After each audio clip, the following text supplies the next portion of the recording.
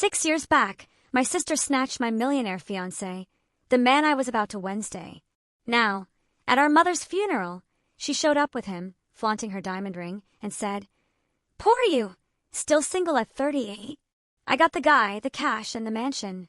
I smiled, looked at her, and replied, "Have you met my husband yet?" When I summoned him over, her face went ashen, because actually my husband was. You know, sometimes life throws you a curveball so devastating you think you'll never stand again. But what if that brutal betrayal, the one that broke you completely, was actually the twisted, painful path to everything you truly deserved? 6 years ago, my sister stole my fiancé. I hadn't seen her or him since. But standing at my mother's funeral, watching them walk in, smug and glittering, she had absolutely no idea the shock that was about to drain every ounce of color from her face, courtesy of my new husband. My mother, Patricia, had always been the sun in our family sky, the quiet, unwavering force that held everything together. We grew up in a modest suburban home outside Boston, the scent of her baking often mingling with the crisp autumn air. Now, standing in that very house, preparing for her funeral, the silence felt deafening, heavy with a grief that went far beyond her passing. Patricia taught me strength, dignity, and the profound power of family. Our bond only deepened when I moved into my own downtown Boston apartment, building a career as a marketing executive. I called her almost daily. She was my rock, my confidant, my biggest cheerleader. 8 months ago, when she was diagnosed with stage 4 pancreatic cancer, my entire world crumbled. Despite the aggressive treatments, we both knew time was precious, limited. Mom faced her diagnosis with incredible grace, more concerned about our welfare than her own suffering. Her final weeks were peaceful, surrounded by loved ones in the home where she'd raised us. She slipped away holding my hand, making me promise to find peace in my life. 6 years earlier, when I was 32, my life looked perfect on paper. I had the career, the friends, the stylish apartment, but something was missing. I worked 60-hour weeks, dated occasionally, but nothing serious ever stuck. Then, at a charity gala, my college friend Laura introduced me to Mark Reynolds. Mark was magnetic, charismatic, with a dazzling smile and a confidence that filled every room. A self-made tech millionaire at 36, he was the kind of success story plastered across magazine covers. Our connection was instant, undeniable. We shared a love for art, travel, and ambitious goals. After our first date, at an exclusive restaurant overlooking the harbor, I called my mom, my voice buzzing, and told her I'd met someone truly special. Our relationship took off like a rocket. Weekend trips to Martha's Vineyard, box seats at symphony performances, intimate dinners, it became our blissful routine. Mark was attentive, generous, always thoughtful, planning elaborate dates.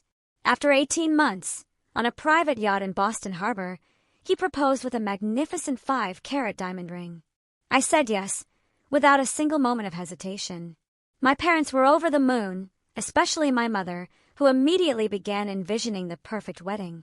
Mark had the resources to make any dream come true, and Patricia insisted we shouldn't hold back.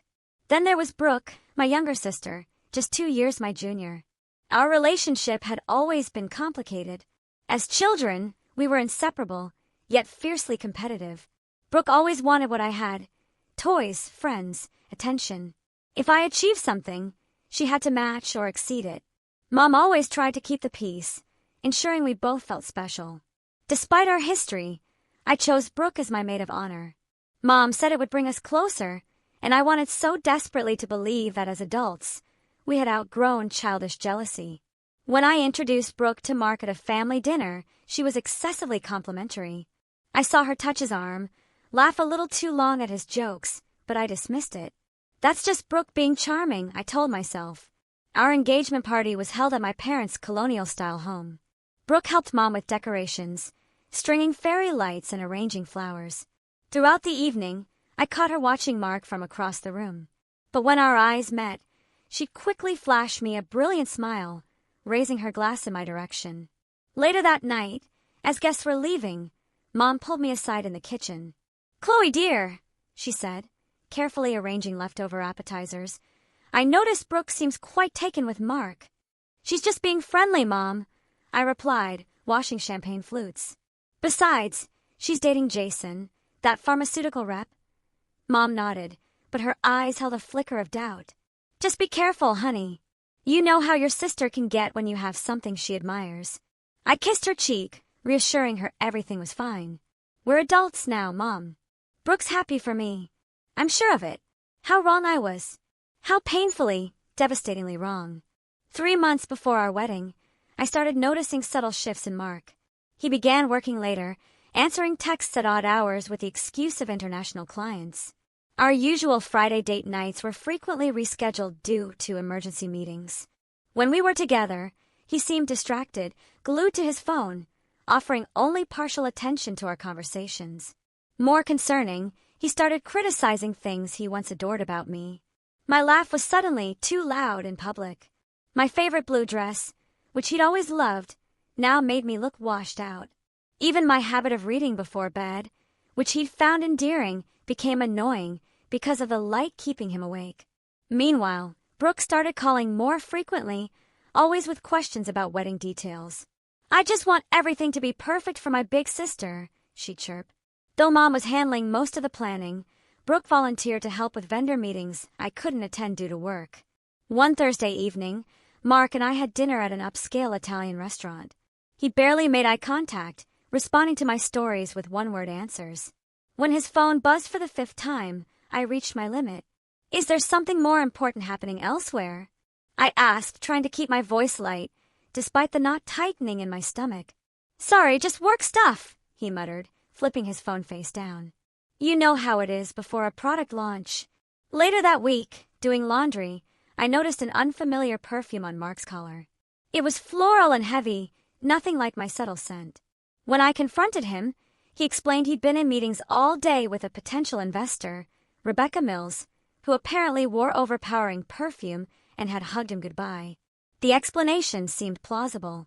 I wanted to believe him. I called my friend Laura, expressing my concerns over coffee the next morning. Every relationship gets jittery before the wedding, Laura reassured me, stirring her latte. Parker and I fought constantly the month before, and now we've been married 5 years. But the knot in my stomach wouldn't dissolve. Mom noticed my anxiety during our weekly lunch. You seem distracted, sweetheart, she said, reaching across the table to touch my hand. Wedding stress, or something else? I forced a smile. Just busy with the final arrangements. Everything's fine. But everything wasn't fine. I started making more effort, thinking perhaps I'd been taking Mark for granted. I booked a spa day, bought new lingerie, cooked his favorite meals. The more I tried, the more distant he became.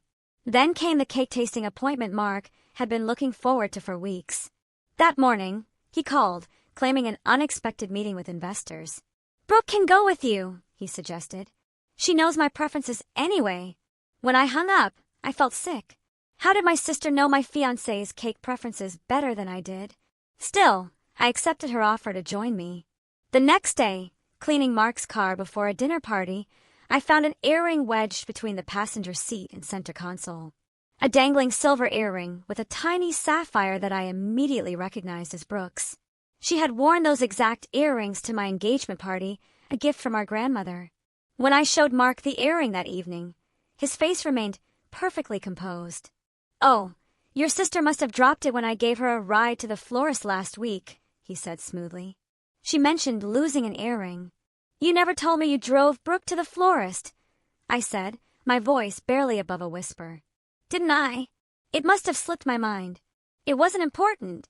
When I called Brooke, her explanation matched his perfectly. Too perfectly. Oh, thank goodness. I've been looking everywhere for that earring. Mark was kind enough to drive me since my car was in the shop. That night I couldn't sleep. Thoughts raced, a terrifying whirlwind in my mind. Had they rehearsed their story? Was I being paranoid? My weight began dropping from stress, dark circles forming under my eyes. I started seeing a therapist, keeping it secret from Mark. 3 weeks before the wedding, Mark suggested we postpone. I'm worried about you, Chloe. You're not yourself lately. Maybe we're rushing things. I broke down, begging him to tell me what was wrong, what I had done, how I could fix it. He held me, assuring me everything was fine, but his eyes were vacant. That night, I woke at 3 a.m. to find Mark's side of the bed empty. From the hallway, I heard his hushed voice from the guest bedroom. Not now. She'll hear us. I know. Soon, I promise. The next day, I decided to surprise Mark at his office with lunch. My father, David, called as I was leaving my apartment. Chloe, are you eating properly? Your mother says you've lost too much weight. We're concerned. I'm fine, Dad. I lied. Just pre-wedding jitters. I'm actually bringing Mark lunch right now. Good, he rumbled. That boy better be treating my daughter like a queen. If only he knew. The security guard at Mark's building recognized me and waved me through with a smile. On the elevator ride to the 12th floor, I checked my reflection, trying to smooth the worry lines etched between my eyebrows. The lunch bag contained Mark's favorite sandwich from the deli across from my office.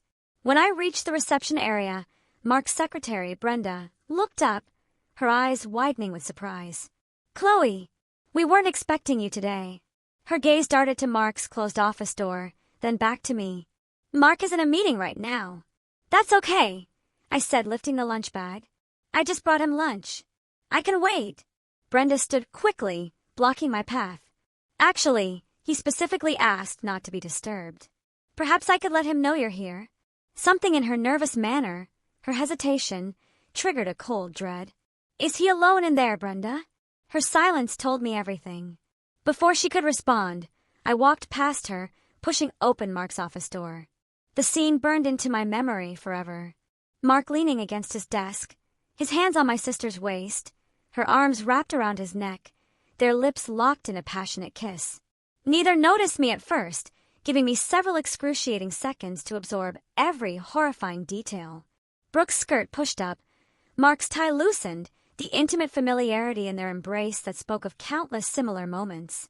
When the door clicked shut behind me, they sprang apart, three faces frozen in a tableau of pure, unadulterated shock. Chloe! Mark recovered first, straightening his tie with a shaky hand. This isn't what it looks like. Brooke didn't even attempt such a transparent lie. Instead, she lifted her chin defiantly. We didn't plan this. It just happened. The calm that washed over me was chilling, unexpected. How long? Mark glanced at Brooke, then back to me. Chloe, let's discuss this privately. How long? My voice remained steady, a dangerous edge to it. 4 months, Brooke answered, her voice surprisingly strong. Since the engagement party. 4 months. Nearly half our engagement. While I'd been selecting wedding invitations and choosing floral arrangements, they had been betraying me. Mark moved behind his desk, distancing himself physically, as if preparing for a business negotiation. I didn't mean for this to happen, Chloe. Sometimes feelings change. I was going to tell you after. After what? After the wedding. After our honeymoon. I was trying to find the right time. His voice had the practiced smoothness he used for difficult client meetings.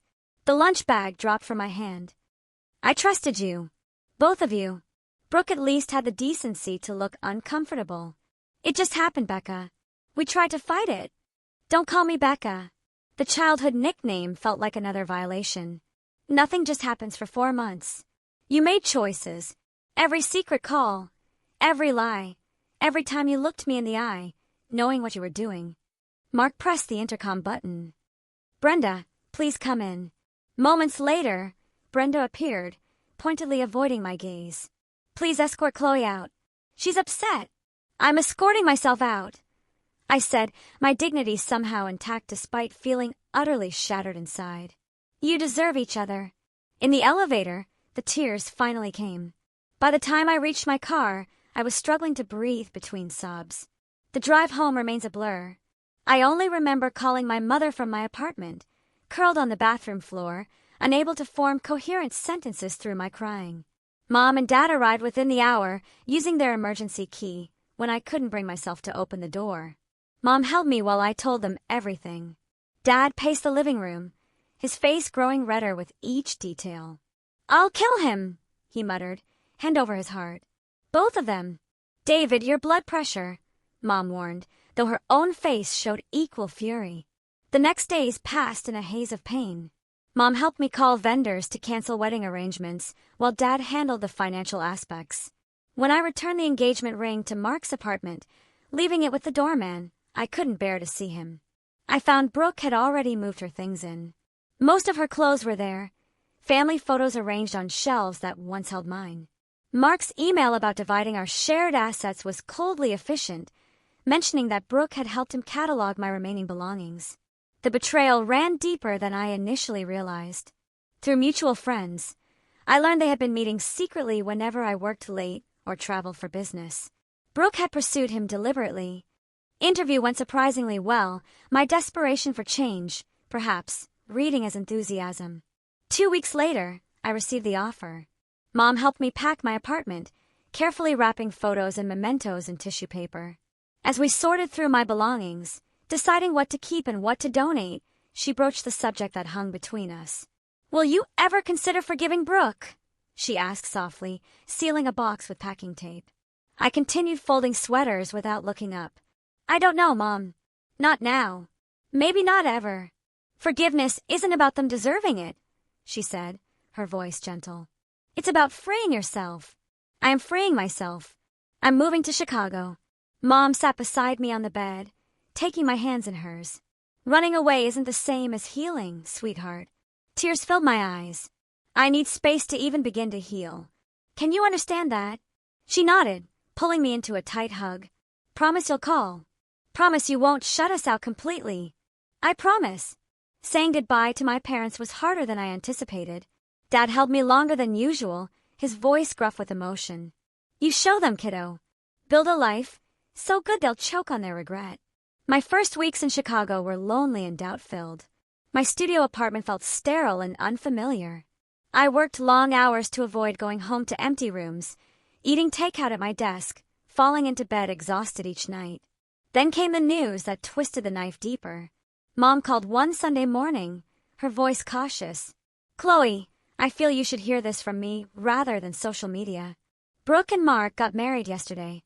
The small civil ceremony had been featured in Boston Magazine's society pages. Mark's business connections, ensuring coverage despite the modest scale. The accompanying photo showed them beaming outside the courthouse, Brooke wearing a simple white dress, my former engagement ring prominently displayed on her finger. That night was my lowest point. I drank an entire bottle of wine alone, scrolled through old photos of Mark and me, and cried until my eyes swelled shut. I called in sick to work the next day, unable to face the world. But something shifted during those dark hours alone. As morning light filtered through my blinds, I made a decision. This would be the last day I gave them power over my happiness. I deleted all photos of Mark from my phone, blocked both him and Brooke on social media, and took a long shower, imagining my pain washing away down the drain. At work, I threw myself into projects with renewed focus. My boss noticed the change, assigning me to more significant clients. I developed a reputation for creativity and dedication, earning respect in my new office. My first real Chicago friend was Olivia Sterling, our HR director, who invited me to join her book club. Through her, I met other women, slowly building a social circle. Olivia frequently tried to set me up on dates, but I declined each offer. The thought of romantic vulnerability still terrified me. 4 months into my Chicago life, I was sent to a technology conference in San Francisco to represent our company. On the second evening, I attended a business dinner with potential clients. I found myself seated next to Ethan Wallace, a tech investor and entrepreneur who had recently relocated from Seattle. Ethan was different from Mark in every way. Where Mark had been flashy and charming, Ethan was understated and genuine. His quiet confidence and thoughtful questions drew people in without demanding attention. When he spoke about his work, his passion was evident, but never boastful. He asked for my card after dinner, and I gave it without expectation. To my surprise, he emailed the next morning, asking if I'd like to continue our conversation about digital marketing trends over coffee before the day's sessions. Over the next 3 months, Ethan and I maintained professional contact. He referred clients to my agency, and I introduced him to my Chicago business connections. Olivia noticed our frequent work lunches and raised an eyebrow. "He likes you, Chloe, and not just professionally." "We're just colleagues," I insisted. "Colleagues don't look at each other the way he looks at you." Eventually, Ethan asked me to dinner at a restaurant unrelated to work. I panicked, almost canceling twice before forcing myself to go. 20 minutes into the date, discussing our favorite books, I had a full-blown panic attack. My hands shook, breathing became difficult, and tears welled in my eyes. Instead of being embarrassed or annoyed, Ethan moved to sit beside me, speaking calmly until my breathing normalized. He drove me home without pressure or questions. The next day, flowers arrived at my office with a note. No pressure, no expectations. Just hoping you're feeling better. Ethan. That evening, I called him and shared everything about Mark and Brooke. He listened without interruption, then shared his own story of heartbreak from his past marriage that ended when his wife left him for his business partner, taking half their joint company in the divorce. Broken trust leaves scars, he said gently. Anyone worth your time will understand that healing isn't linear. Over the following months, we built a foundation of friendship first. Ethan never pushed for more than I could give, respecting my boundaries while remaining steadfastly present. For our 5th date, he cooked dinner at his apartment instead of taking me to a crowded restaurant that might trigger my anxiety. When panic occasionally resurfaced, he knew exactly how to help me through it. For the first time since Mark, I began to believe that maybe, just maybe, trust was possible again. 1 year after moving to Chicago, I barely recognized my life. My promotion to senior marketing director came with a corner office overlooking the river. My circle of friends had expanded beyond Olivia to include several close confidants. And most surprisingly, I had fallen deeply in love with Ethan. Unlike Mark's flashy courtship, Ethan's love manifested in consistent, thoughtful ways. He remembered small details, like how I preferred oat milk in my coffee or which true crime podcasts I followed. He respected my independence while offering unwavering support. Most importantly, he never compared me to anyone else or tried to change me. I met Ethan's sister, Sophia, during her visit from Portland. We connected immediately, exchanging numbers and developing our own friendship independent of Ethan. She told me stories of their childhood in Seattle, painting a picture of the boy who became the man I was growing to love. My relationship with my parents continued from a distance. I called Mom weekly, carefully steering conversations away from Brooke. Dad occasionally joined these calls, his gruff voice softening when telling me how proud he was of my fresh start. I visited twice that year, timing my trips when I knew Brooke and Mark would be away. Mom provided occasional updates about them. Their marriage appeared perfect on social media, Brooke posting photos of luxury vacations and charity galas. According to Mom, they had purchased a large house in Beacon Hill and were renovating extensively. Brooke asks about you sometimes, Mom mentioned during one call. What do you tell her? I asked, stirring pasta sauce on finding excuses to see him alone, sending texts and photos when I wasn't around. The scandal spread quickly through our social circle. Some friends sided with me, others with Mark, citing his influence in the business community. Several admitted they'd noticed flirtation between Mark and Brooke, but hadn't wanted to get involved. Their cowardice stung almost as much as the betrayal itself. Mom became my lifeline during those dark months. She brought food when I couldn't eat, listened to my tearful rants, and stayed overnight when the loneliness became unbearable. She tried repeatedly to mediate between Brooke and me, inviting us both to family dinners that inevitably ended in intense silence or bitter arguments. During one such dinner, Brooke snapped after I refused to pass her the salt. You always got everything first, Chloe. The grades, the job, the apartment. For once, I got something before you did. My fiancé wasn't a prize to be won, I replied, my voice shaking. He was the man I loved and trusted. Mom put her fork down. Brooke Marie Thompson. Apologize to your sister right now. For what? Being honest. Mark chose me. He loves me now. I stood, napkin thrown onto my plate. I can't do this anymore, Mom. I'm sorry. It was the last family dinner I attended with Brooke present. Dad's heart problems worsened from the stress of his daughter's feud, requiring medication adjustment and additional doctor visits.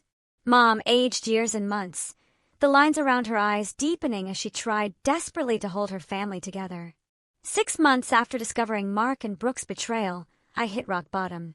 My therapist diagnosed me with depression and recommended medication.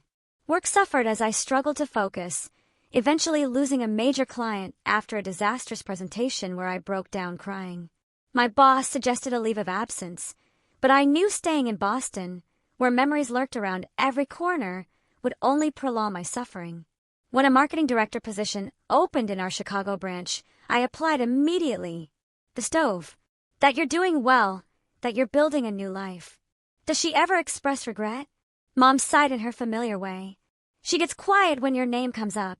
My therapy continued in Chicago, my new therapist helping me process the betrayal and build healthier relationship patterns. I learned to recognize my triggers and communicate boundaries effectively. Slowly, the nightmares about Mark and Brooke faded. In June, Ethan surprised me with a weekend trip to Michigan's wine country. We stayed at a charming bed and breakfast surrounded by vineyards, spent afternoons wine tasting, and evenings watching the sunset over Lake Michigan. For the first time in years, I felt completely present and happy, without the shadow of past betrayal hanging over me. On our last evening, walking through a garden filled with early summer blooms at the Chicago Botanic Garden, Ethan stopped beneath a trellis covered in climbing roses. "Chloe," he said, taking both my hands in his. "This past year, knowing you has been the greatest gift of my life." When he knelt, producing a ring box from his pocket, panic flashed briefly. Images of Mark's proposal threatened to overshadow this moment. But looking into Ethan's eyes, I saw only sincerity, pure love, and infinite patience. "I'm not asking for an answer today," he said, seeming to read my hesitation. "I just want you to know that whenever you're ready, whether that's tomorrow or next year, I'll be here." Tears filled my eyes, but not from fear or pain. "Yes," I whispered. "I'm ready now." The ring was nothing like the ostentatious diamond Mark had given me. A simple emerald with small diamonds on either side. Elegant and understated, just like our relationship. That night, I called my parents with the news. Mom cried happy tears. "He sounds wonderful, darling. When can we meet him?" "Soon," I promised. "Very soon." We planned a small wedding, only 30 guests at a historic Chicago venue. At Mom's urging, I sent Brooke an invitation, more as a gesture toward healing than an expectation of attendance. Her response came via email, brief and cold. "Congratulations on your engagement. Unfortunately, Mark and I have prior commitments on that date. Best wishes for your future." Mom was disappointed but unsurprised. "Give her time, Chloe. This is progress compared to where you both were." Our wedding day arrived, intimate and joyful, with my parents, new friends, and Ethan's family in attendance. Dad walked me down the aisle, whispering, "I haven't seen you this happy in years, kiddo." Ethan's vows acknowledged our journey. "Chloe, I promise to remember that love is both strong and fragile, requiring care and commitment every day. I promise to be worthy of the trust you've given me, knowing how precious and hard won that gift is." We built our life together in Chicago, buying a brownstone that we renovated ourselves. My career continued advancing, eventually leading to a vice president position. Ethan's investment firm grew, focusing on supporting women-led tech startups. During a dinner with business associates, I learned something that connected past to present. A venture capitalist mentioned working with Mark years earlier. "Reynolds?" Yeah, he and Foster had quite the rivalry in the angel investing space about 7 years back. Foster backed the right startup. Reynolds backed the competitor. Foster's pick got acquired for millions. Reynolds went bankrupt. Later that night, I asked Ethan about this connection. "I was going to tell you eventually," he admitted. "I knew who you were when we met at that conference. Not the details of what happened, but that you had been engaged to Reynolds. Why didn't you say anything?" "I wanted you to know me for me, not as someone connected to your past." I wasn't angry. Somehow, the cosmic symmetry felt right. 2 years into our marriage, we began trying for a baby. Months passed without success, leading to fertility specialists and difficult conversations. Through disappointments and medical procedures, Ethan remained my rock, holding me through tears and reminding me that family comes in many forms. Then came the devastating call about Mom's cancer diagnosis. Ethan and I flew to Boston immediately, meeting with oncologists and helping my parents navigate treatment options. Mom put on a brave face, but the cancer was aggressive and had already spread. I took a leave from work to care for her, moving temporarily back to my childhood home. Ethan flew in every weekend, supporting both me and my increasingly frail father. In her final weeks, Mom and I had precious conversations about life, love, and family. One evening, as I adjusted her pillows, she broached the subject of Brooke. "I wish you girls could find peace with each other," she said, her voice weak but determined. "Life is too short for such distance between sisters." "I know, Mom," I replied, swallowing back tears. "Promise me you'll try, Chloe. Not for her, but for yourself, and maybe a little bit for your old mother." I promised, not knowing if I could keep it, but wanting to give her peace. Mom passed peacefully 3 days later, Ethan, Dad, and I at her bedside. I called Brooke immediately, the first direct communication we'd had in years. "Mom's gone," I said when she answered. Her sharp intake of breath was the only sound for several seconds. "I'll be there in an hour," she finally replied, her voice breaking. We met at our parents' house, hugging briefly and awkwardly before turning our attention to Dad and funeral arrangements. The real test would come at the funeral itself, where years of hurt and anger would collide with fresh grief and Mom's final wish. The morning of Mom's funeral dawned gray and drizzly, perfectly fitting the somber occasion. I stood before the mirror in my childhood bedroom, adjusting my black dress, wondering how I would survive the day. Ethan appeared behind me, handsome in his dark suit, placing his hands gently on my shoulders. "I'm right beside you today," he said, meeting my eyes in the reflection. "Whatever happens." Downstairs, Dad sat at the kitchen table, staring blankly at his untouched coffee. The past week had hollowed him out, his tall frame suddenly stooped with grief. At 72, he seemed to have aged a decade since Mom's diagnosis. "Ready, Dad?" I asked softly, touching his shoulder. He nodded, rising slowly. Patricia always said funerals aren't for the dead, they're for the living. Never understood that until now. The funeral home was already filling with extended family and friends when we arrived. I stayed close to Dad, greeting people with mechanical smiles, accepting condolences from faces I barely recognized. Cousins from California, Mom's college roommate, neighbors from throughout my parents' 40 years in their home. "You look just like Patricia at your age," my great-aunt Patricia said, patting my cheek. "She would be proud of the woman you've become." "How have you been, dear?" asked Mom's friend Judith. "Patricia mentioned you moved away." "Chicago, was it?" "Yes, almost 5 years now," I replied, not adding that my sister's betrayal had prompted the move. As I guided Dad to his seat in the front row, Ethan at his other side, a murmur rippled through the gathering. I turned to see Brooke and Mark entering, their appearance causing heads to turn and whispers to spread.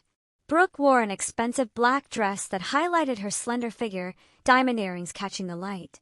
Mark looked uncomfortable in his perfectly tailored suit, his arm around my sister's waist in a show of support. Her left hand rested prominently on her purse, the massive diamond engagement ring and wedding band impossible to miss. Dad stiffened beside me. "David, breathe," I whispered, concerned about his heart. They made their way forward, stopping to speak with various attendees. I kept my eyes front, focusing on the large photo of Mom displayed beside her closed casket, her warm smile easing some of my anxiety. Eventually, they reached the front. Brooke embraced Dad, who returned the hug stiffly. Mark shook his hand, receiving only a curt nod in response.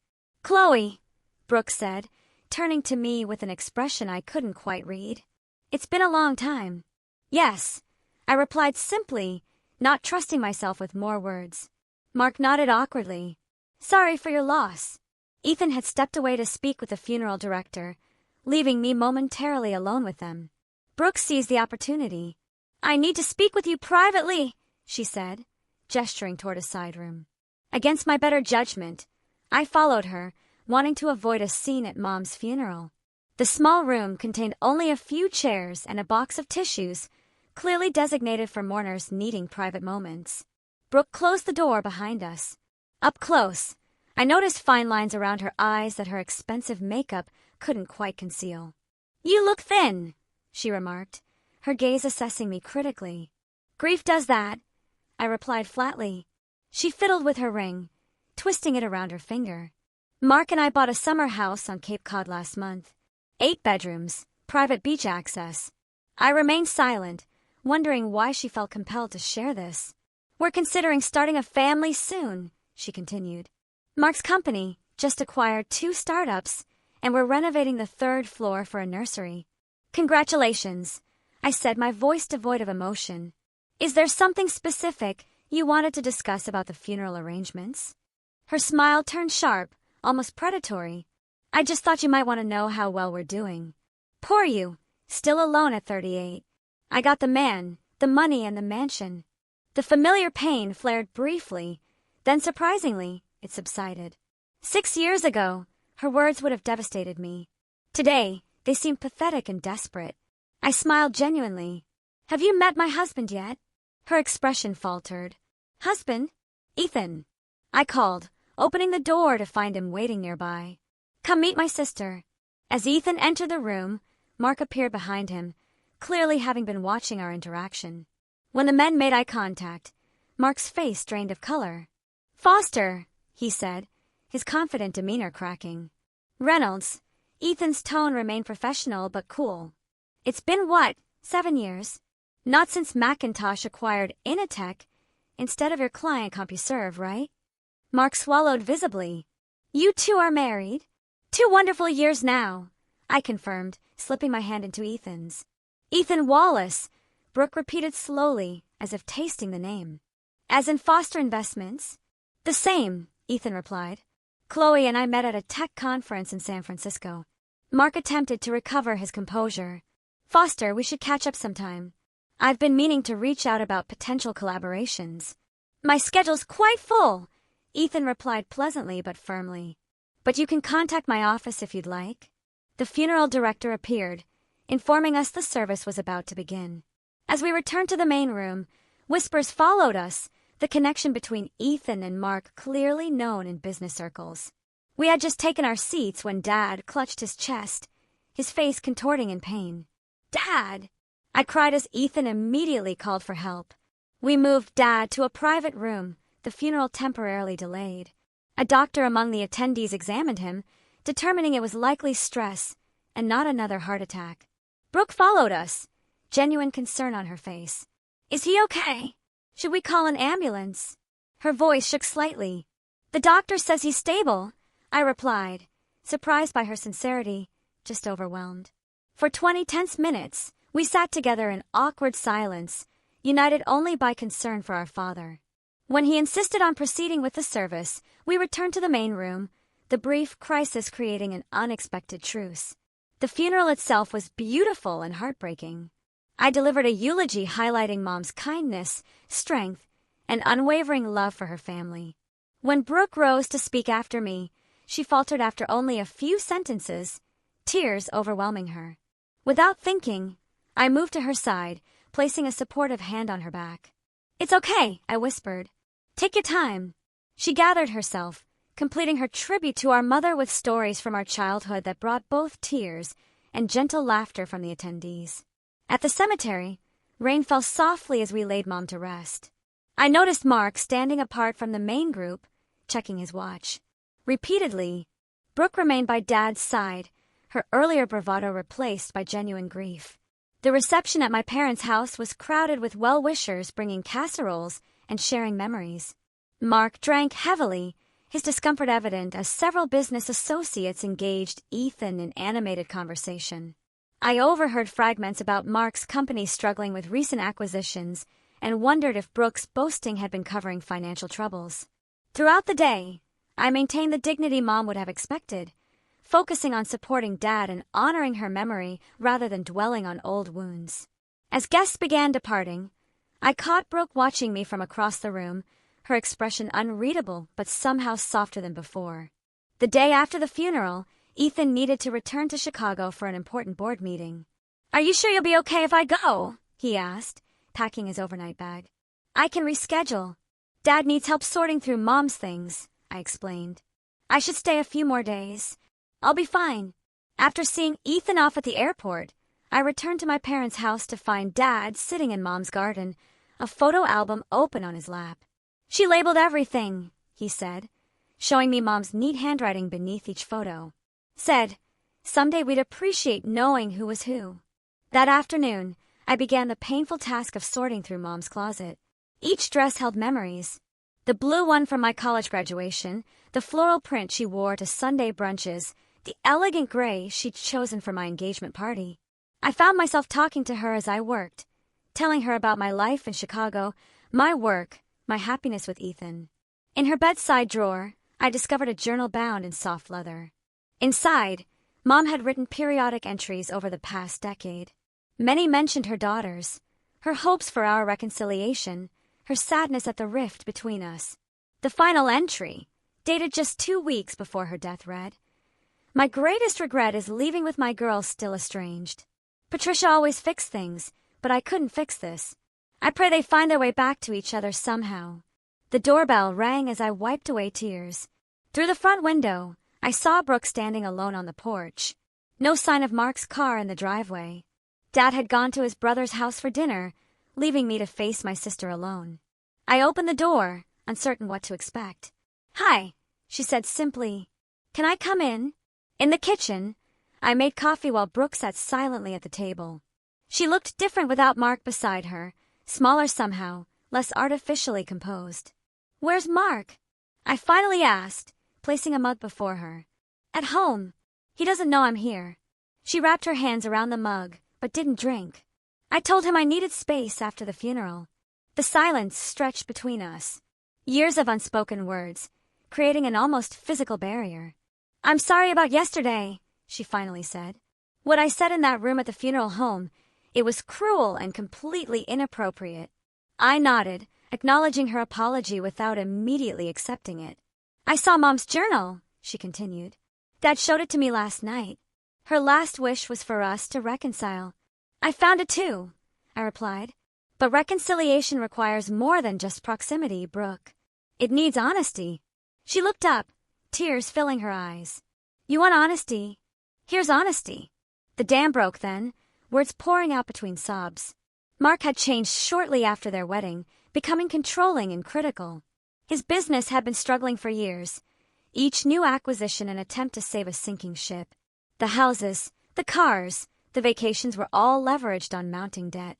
Their marriage was a carefully constructed facade maintained for business connections and social standing. "He monitors my spending, checks my phone, questions my every movement," she admitted. "The Mark you knew doesn't exist anymore." "Maybe he never did." "Why stay?" I asked. "Shame," she answered immediately. "How could I admit what I'd done to you? Destroyed our family for something that turned out to be a mirage? And then there's the prenup. I leave with nothing."